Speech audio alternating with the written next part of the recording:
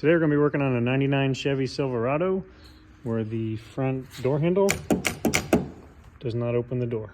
One of the first things you notice is there's no lock cylinder. So something has fallen out or got knocked out, and you can hear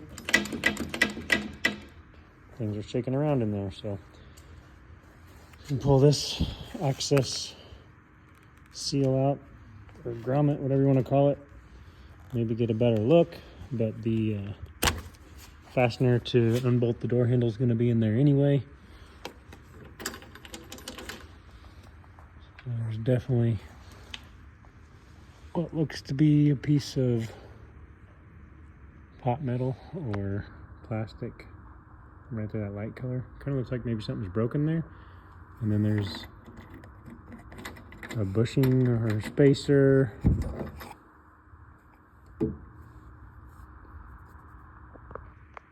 Definitely going to need to remove the door panel, so start that process next. And then pop this trim off here.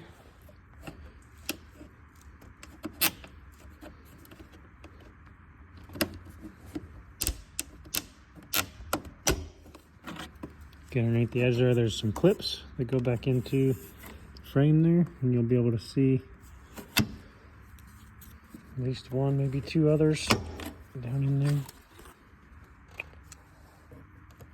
Next, you'll get the trim around the door lock.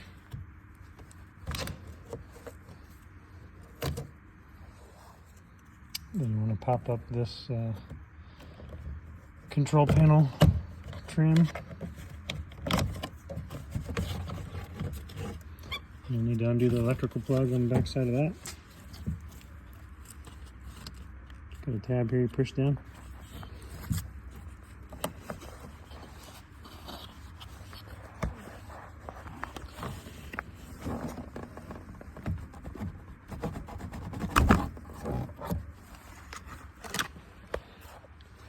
Trim around the door handle.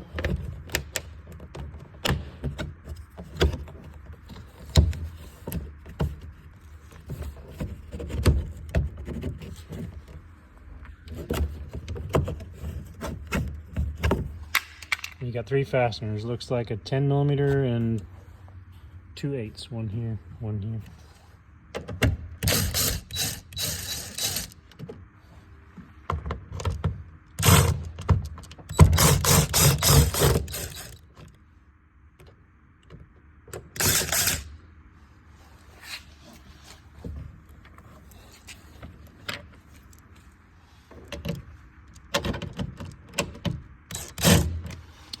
That one's bigger than the 10, looks like.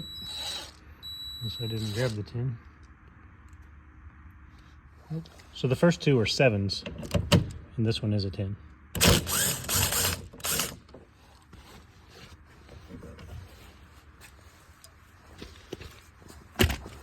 Then you should be able to lift up on the door panel,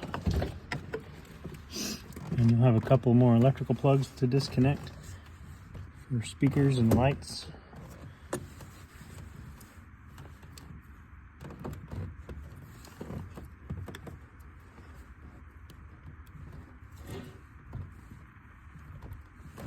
You might have to set the phone down because you have to push down here and pull these apart. This one I just pulled the socket clear out of the housing. Now there's 3 nuts holding the door handle on. So one through this access hole. I've got that one taken off. One through this access hole. See if we can get some light on it. Trying to focus, but you can see it right there. Not very clear, but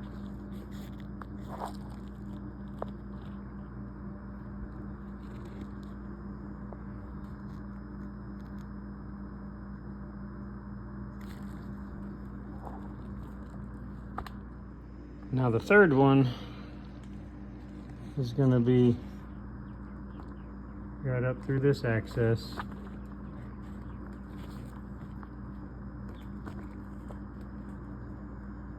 I'm going to have a heck of a time getting focus. Alright, that's the third one, and it's basically behind the window regulator up through this access right here. And it's going to be behind that. So you might be able to lower the electric window. This one's electric, some might be manual. Might be able to lower the window and get to that, but I'm just gonna put either a wrench or my short 10mm on a 1/4" drive ratchet up in there and get that last one off. So I've got our new handle here. Take a look at this. This is where your new lock cylinder needs to go in. You got somewhat of a clip, a snap ring type mechanism here that you have to push past with that lock cylinder. So here's the old one. There's a clip on the back of this. You can see there, you got to slide it out of that groove. So can you remove this arm and install it on the back of the new lock cylinder. See, there's a groove for that clip to go in.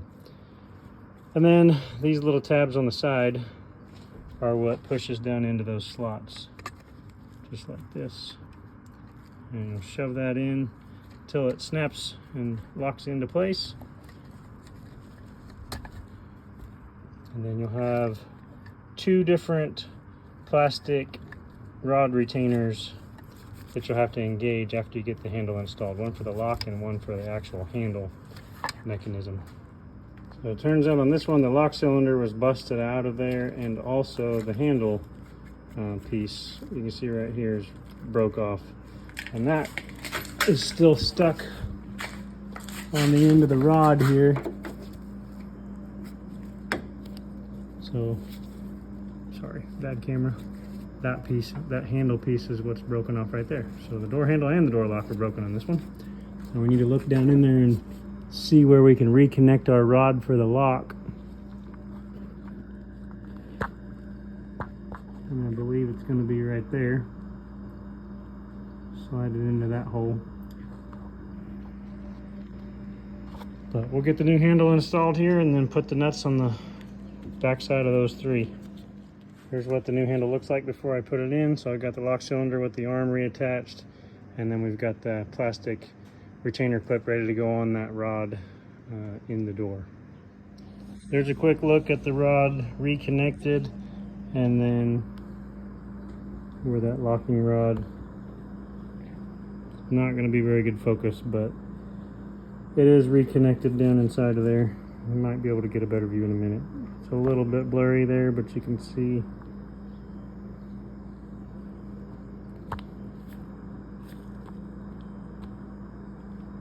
down past that rod, that second rod is reconnected. Again, apologize for the blurriness. I don't know why I cannot get this phone to focus, if it's the lighting or what.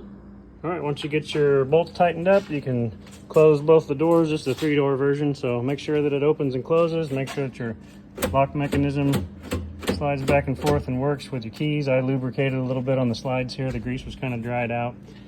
It gets your moisture barrier back in place. If there's any sticky left on it, this one's pretty dry. And then you can put your door panel back in place and begin reconnecting your electrical clips and putting your bolts in. Hanging the door panel back on.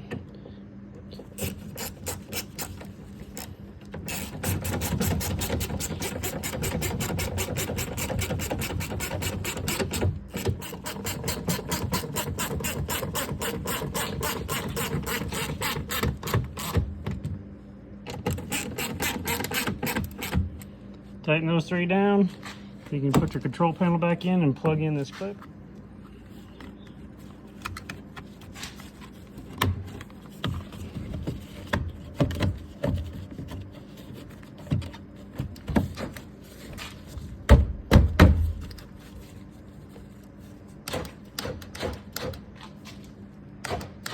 Rod works for your lock mechanism.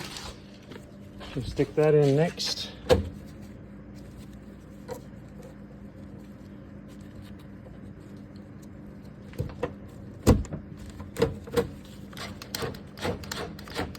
Make sure that it's in correctly. Unlock gives you the red and lock closes it.